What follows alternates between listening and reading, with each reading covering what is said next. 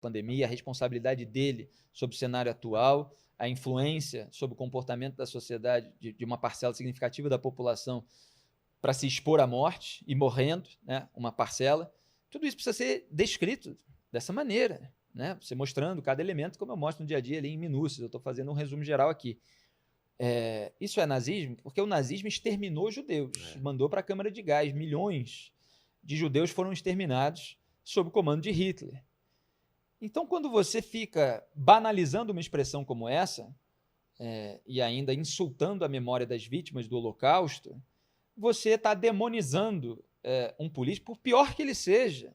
Mesmo que o político, eventualmente chamado de nazista, e aqui eu estou falando de uma maneira geral, não do Bolsonaro especificamente, mesmo que ele seja ladrão, mesmo que ele seja beneficiário disso e daquilo, mesmo que ele, sei lá, se revele um estuprador e tal, não sei o quê, são coisas diferentes, entende? São graves, são atrozes, mas cada uma... As palavras têm um peso, né? Mas cada uma designa uma realidade. Uma realidade. E elas precisam ser devidamente descritas. Então, em 2018, por exemplo, vários recorreram a esse método rasteiro, que, aliás, eu citei o livro Guerra pela Eternidade, do Benjamin Teitelbaum. Ele fala, inclusive nas entrevistas que ele tem dado a respeito do livro, daquilo que eu sempre falei, que é da preguiça intelectual da esquerda. Você viu, eu estava falando da esquerda que não leu essa obra do Olavo e tal, e fica atacando pelas coisas da internet e tal, não sei o quê, e não consegue entender a sua capacidade, inclusive, de atrair público para depois, eventualmente, fazer um outro tipo de trabalho. Então, ele fala da preguiça intelectual, dessa indolência da esquerda de tentar reduzir tudo a um rótulo, né, que é dissonante em relação àquela realidade. E ele vai lá na raiz para encontrar lá os cultos esotéricos, sei lá o quê, que deram origem a determinadas ideias de pessoas que acabaram se aproximando do poder e tendo influência sobre ele.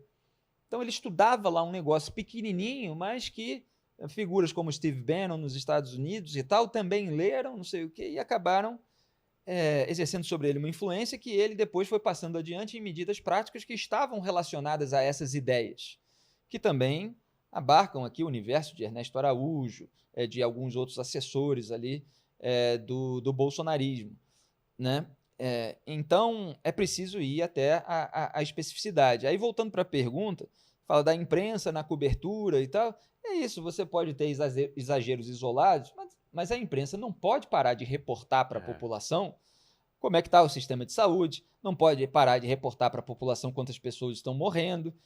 Mas aí o que você vê? Você vê o governo tem um discurso negacionista, então você tem a claque bolsonarista nos veículos passadores de pano e tal, que estão lá disparando rótulos sobre a imprensa só falar de cadáver, de cemitério e tal, não sei o quê. Porque eles querem esconder essa realidade não interessa a narrativa governista, porque justamente a realidade contraria o discurso que foi feito pelo presidente. Só que aí você não consegue fazer com que a realidade pare de se impor pela retórica, né? Porque as forças que a movem não se importam com as palavras e com esses sentimentos e com essas narrativas. Então, o cenário vai se agravando.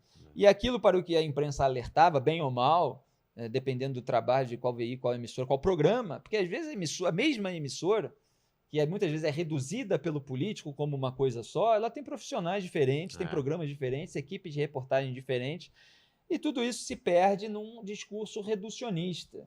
Então, só para concluir esse tema, muitas vezes o grupo político, a direita e a esquerda, ele odeia determinado veículo ou a imprensa inteira em razão de um colunista. E aí o populista usa aquilo para deslegitimar todas as reportagens, sendo que o repórter não tem nada a ver, muitas vezes até dentro do veículo discorda do colunista. Mas ele usa para deslegitimar toda a reportagem daquele veículo que traz, muitas vezes, notícias verdadeiras de uma maneira impecável.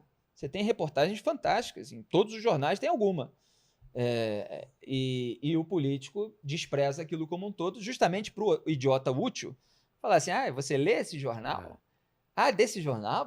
Você agora está lendo esse jornal, está assistindo essa TV, está não sei o quê. Digo, olha, eu não sou um imbecil, então eu sei avaliar uma descrição da realidade a partir de documentos, a partir de provas e tal, não sei o quê.